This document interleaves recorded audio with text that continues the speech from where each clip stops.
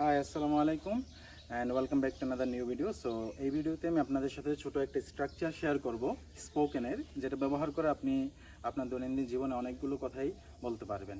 তো চলুন শুরু করা যাক। সো স্ট্রাকচারটা হলো এরকম যে আপনি ডব্লিউএস কোয়েশন হোয়াট ইউজ করবেন, হোয়াট, তারপর প্লাস টু প্লাস বার ওয়ান। আবারও বলতেছি, হোয়াট প্লাস টু প্লাস বার ওয়ান।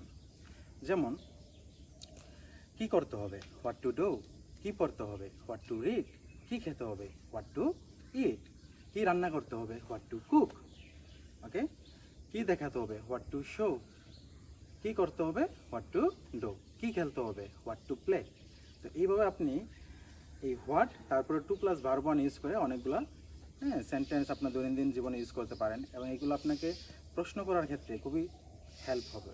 এগুলো আপনাকে খুবই হেল্প করবে। সো আশা করি আপনাদের জীবনে কাজে আসবে, শিখে রাখতে পারেন। আসসালামু আলাইকুম।